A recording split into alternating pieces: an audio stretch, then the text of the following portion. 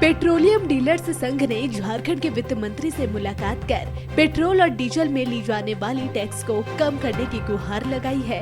संघ के लोगों ने मंत्री को बताया कि झारखंड में फिलहाल डीजल और पेट्रोल में राज्य सरकार करीब 22% टैक्स वसूल करती है। अगर इस टैक्स में थोड़ी भी छूट दी जाएगी तो आम जनता को बड़ी राहत मिल सकती है, साथ ही सरकार को भी ज्यादा मुनाफा होगा। सुझाव के बाद मंत्री ने इस बिंदु पर विचार करने की बात कही है। रामेश्वर उरांव के अलावा कृषि मंत्री दीपिका पांडे, ग्रामीण विकास विभाग के मंत्री इरफान अंसारी से भी मुलाकात कर कई बिंदुओं पर चर्चा की है। साथ ही सभी को पेट्रोलियम डीलर्स संघ की ओर से पुष्प गुच्छ देकर सम्मानित भी किया गया। इस दौरान पेट्रोलियम डीलर्स संघ के अध्यक्ष अशोक सिंह ने कहा कि राज्य में पेट्रोल और डीजल पर टैक्स 22% है। अगर इसे कम कर दिया जाए तो राज्य में तेल की बिक्री बढ़ेगी। इससे राज्य सरकार को 500 करोड़ से अधिक का मुनाफा होगा।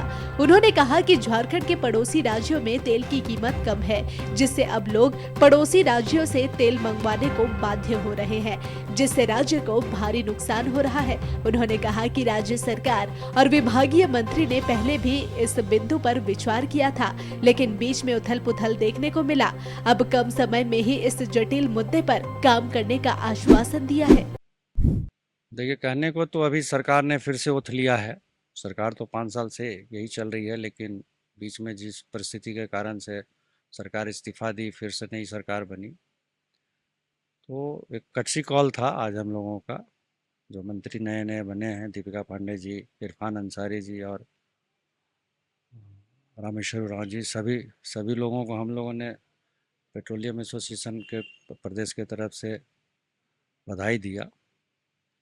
और वैट का मुद्दा हम लोगों का काफ़ी पुराना है, पिछले 5 साल से लगातार इस पे बात हो रही है। और वैट में रिटर्न जमा करने का जो हम लोगों के लिए एक प्रावधान है, जिसकी ज़रूरत पंप वालों को है नहीं, वो भी एक मुद्दा हम लोगों का काफ़ी दिनों से है।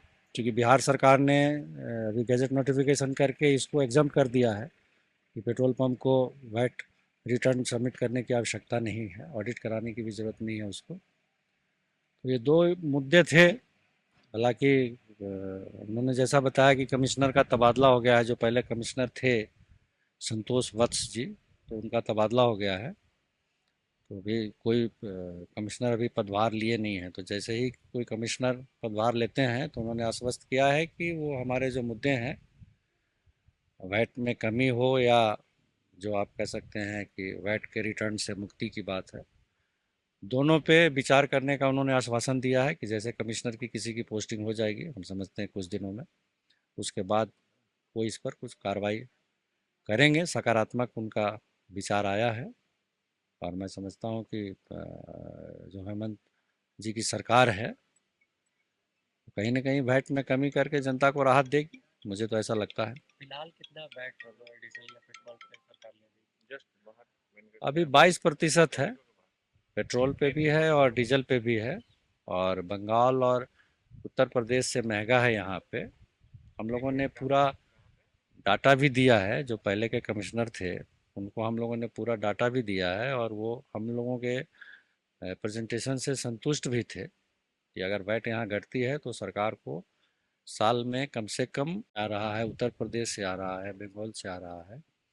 तो जैसे ही ये वैट में कमी करेंगे, वो सब बाहर से आने वाले जो डीजल है उनकी आपूर्ति रुक जाएगी और वो लोग झारखंड से खरीद करेंगे। तो निश्चित रूप से झारखंड की आमदनी में बढ़ोतरी होगी और राजस्व कम से कम जो हम लोगों ने एस्टिमेट किया है, कंजर्वेटिव मैंने मिनिमम 500-600 करोड़ रुपए का सालाना का इजाफा होगा।